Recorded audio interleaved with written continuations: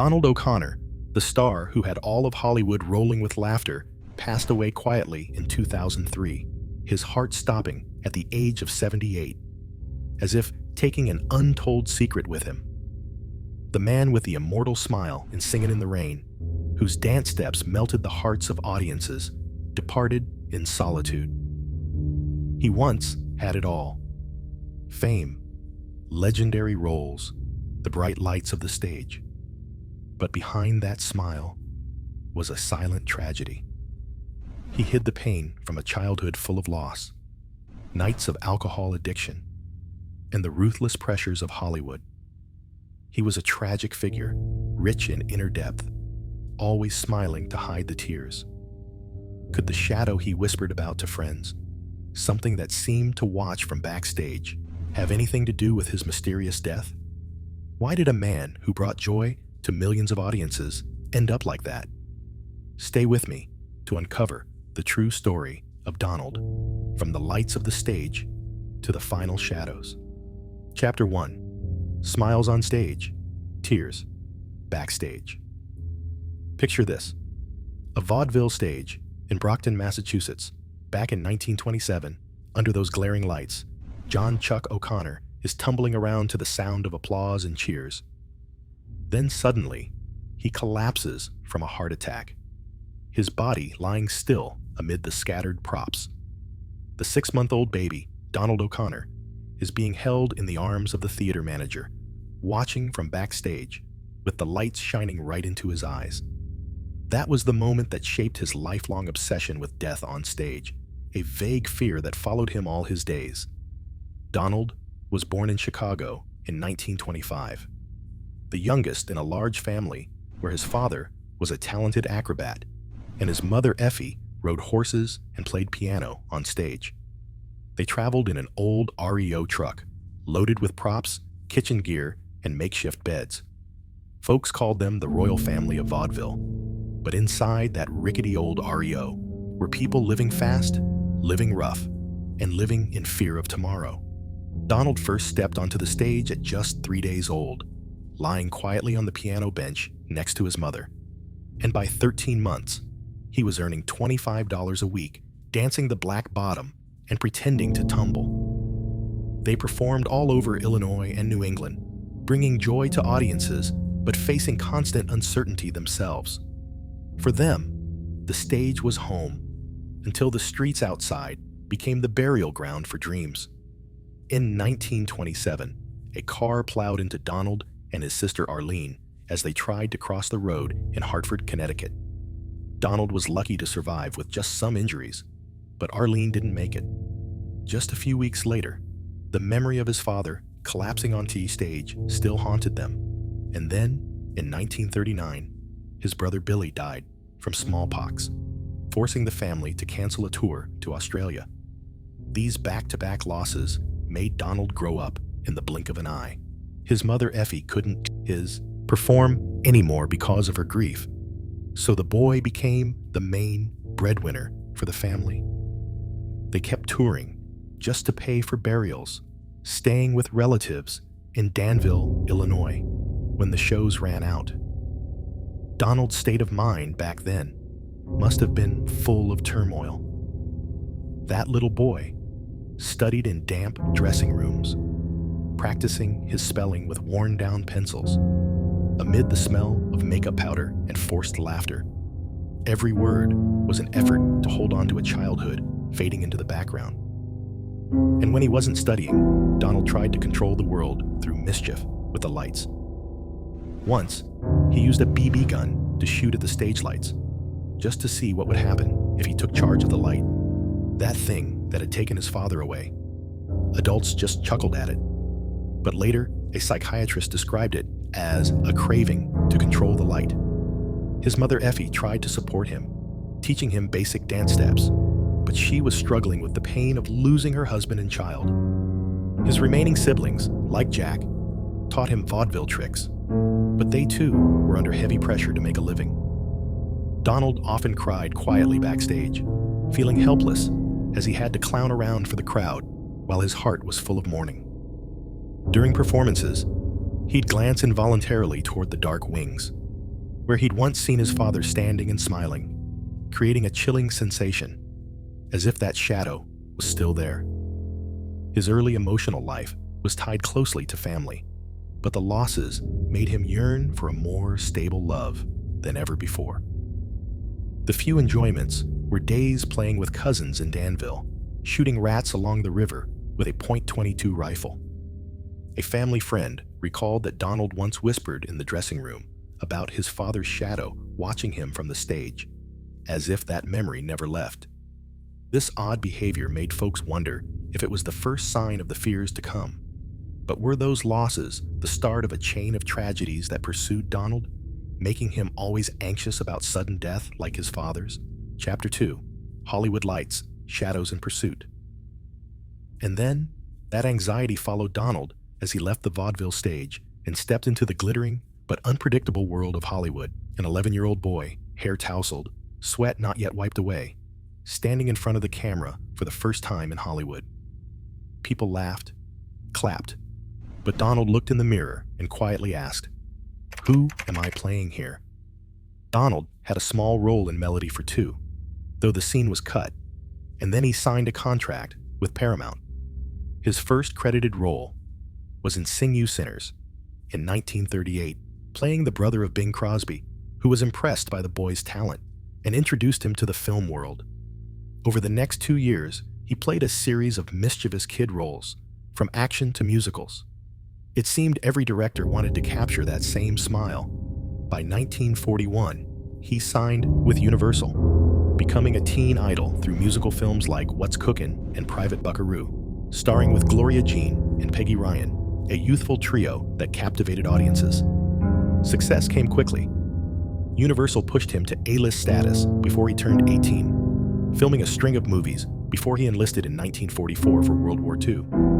He avoided direct combat, serving in a special entertainment branch, but still faced risks. The night before reporting for duty, Donald caught a late bus to Tijuana, where hurried couples scribbled names on marriage papers in dimly lit eateries. It was a rushed decision, but also a way for him to feel like he was holding on to something when the whole world was about to sweep him away. According to a Hometowns to Hollywood article from 2018, this marriage brought initial joy, with Gwen also being an actress, but career pressures gradually shook things up. The pressure to adapt was the biggest hardship. As a self-taught vaudeville performer, Donald felt out of place with Hollywood's complex routines. He had to change his dance style from bent back, foot-focused, to straight back, core-controlled, as the studio demanded. The Universal lot was filled with cigarette smoke from directors and assistants, and Donald sweated through exhausting rehearsals, only to hear criticisms like, "Not good enough, do it again." He felt constantly judged, blaming himself for not being quick enough, leading to lonely nights among colleagues. Friends like Peggy Ryan tried to help by practicing with him, but they were busy with their own shooting schedules, leaving him to struggle alone. His emotional life grew more complicated.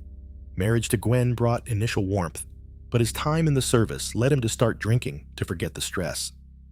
Enjoyments were light parties after shoots, but he gradually felt powerless. Colleague Peggy Ryan recalled Donald sitting silently in the studio, whispering about someone in the studio watching his dance steps.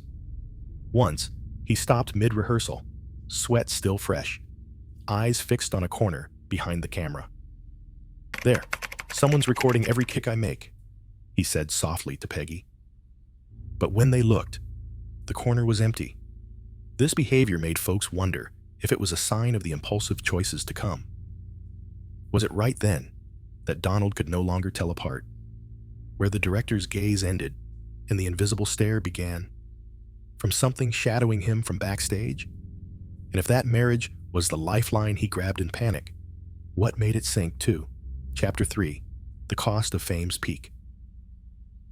From those invisible eyes backstage, Donald stepped onto the biggest stage of his life, the Hollywood of the 1950s. But in the MGM studio, under the blinding lights, he slammed hard onto the concrete floor, blood seeping from his hand, then got up smiling like nothing happened. That was Singin' in the Rain, the height of fame, but also the start of deeper wounds. The 1950s were Donald's golden years, but full of unexpected shocks. After the service, he returned with Francis, the Talking Mule, in 1950, a comedy about a soldier befriending a talking mule. The series ran for 6 films, bringing in huge revenues. But in 1953, he caught a rare illness from the mule itself, forcing him to miss a role in White Christmas with Bing Crosby, a golden opportunity. He rested to recover, but couldn't help regretting it when Danny Kaye stepped in and the film became a classic. The brightest spot was Singin' in the Rain in 1952. Gene Kelly invited him to play Cosmo Brown, best friend to Don Lockwood. The Make 'em Laugh number became iconic, Donald tumbling, running up walls, and Pratt falling on MGM's hard concrete floor. In a conversation years later, Donald's voice grew hoarse as he recounted that fateful shooting day, smoking 4 packs of cigarettes, then passing out from dehydration. He also won a Golden Globe for Call Me Madam in 1953, starring with Ethel Merman, with his dance steps praised to the skies. Yet the physical pain was a lingering hardship. Gene Kelly was demanding, making Donald feel tormented. Injuries from filming, blood on his hands, but still smiling for the camera. The MGM set was chilly. Each fall brought a new bruise, and he'd have to reshoot scenes due to technical errors, even when his body was spent. The mental pain ran deeper. The public adored him, but he saw himself as just the sidekick, not a leading star like Kelly. He longed for real recognition, feeling isolated amid the applause, like being pushed to the edge of the stage even while in the center. His emotional life grew more tangled. Marriage to Gwen ended in 1954 due to the grueling shooting schedules. Enjoyments were gentle Hollywood parties, but alcohol started becoming a crutch. Gene Kelly, in an interview, recalled Donald whispering about the studio, shadows watching, not letting him rest. Once, Donald halted mid-set, staring at the wall at the end of the lot. I see it, still standing there. Not the director, not the lights. Something that won't let me stop. This strange behavior made folks wonder if it was a clue to the health decline later. But were those injuries clues to the health breakdown that followed? And who was really watching Donald from the shadows? Chapter 4. Fading Glory. Cold Betrayal. The farewell party lasted only 20 minutes. A cheap camera, 14 rolls of film. Not a single thank you. As Donald walked out of Universal's party room, he knew. The place that once celebrated him was now sending him off like expired goods. That was the first betrayal in 1955, when Donald chose to leave Universal after Francis. He hoped for new directions, but the studio responded with a bland gift that infuriated him, prompting a bitter comment. What can I say about these people? Career began to slide. He tried a television show in 1968, but it was canceled for being too political, starred in Anything Goes in 1956, but it didn't make a big splash. The second betrayal came from those who had promised support. His TV show was cut short without clear explanation, making him feel sidelined. Then the third, he was replaced in major projects, like missing White Christmas due to illness, and no one stood up for him. Industry friends stayed silent. Studios turned away. Donald lost faith, wondering if it was all an illusion. The sense of betrayal by the industry was a persistent hardship. Director Arthur Lubin recalled him sitting quietly in the dressing room, staring blankly. Losing his brother Jack to alcohol in 1959 made things worse. Donald felt powerless, blaming himself for leaving the studio too hastily. His emotional life had some brightness. He married Gloria Noble in 1956, having 3 children, Alicia, Donald Frederick, and Kevin. Gloria stood by him through hardships, but his schedule still left him lonely. To keep performing, Donald had to use nitroglycerin. One wrong dose could stop his heart, but he took it anyway. For him, not performing was worse than death. His wife Gloria recalled Donald whispering about someone from Universal watching his downfall, as if that betrayal still haunted him. Once, Donald returned to the old Universal lot in the middle of the night. Standing in the empty room, turning the lights on and off. "Just wanted to see if it's still there," he said. No one understood what it was. This behavior made folks wonder if it pushed him deeper into addiction. That year, he disappeared for 3 days. When he returned, Donald said nothing, just pulling out an unexposed roll of film. Gloria asked, "What is this?" He just shook his head. No one knew what he had filmed or why he kept it until the end. Chapter 5. Stage Smiles, Nighttime Whispers. In 1971, Donald collapsed in the dressing room after a performance. His trembling hand still held the nitroglycerin bottle, his mouth whispering something. No one could make it out, just seeing the panic in his eyes as if spotting a familiar figure. The 1970s were his darkest times. In 1971, he suffered a heart attack from overusing nitroglycerin. He quit the pills, but alcohol, which started during his service, escalated to alarming levels, drinking 1 to 2 bottles a day to escape depression. In 1978, he suddenly had temporary paralysis from the waist down due to alcohol, requiring 3 months in the hospital to recover. Donald began avoiding the spotlight. Once, he refused to go on stage at the last minute, just because someone in the front row wore a hat like his father's. He felt judged by the public as a faded star, isolated despite his family always being there. Gloria urged him to quit drinking, but he saw himself as a burden. Party enjoyments only worsened things, leading to nights of helplessness. A doctor recalled Donald once asking, "Do you see the woman in the vaudeville dress standing outside the door?" when the area was completely empty. Then he smiled faintly. "She's here to check if I'm ready yet." This behavior made folks wonder if those whispers were clues to his fear of death.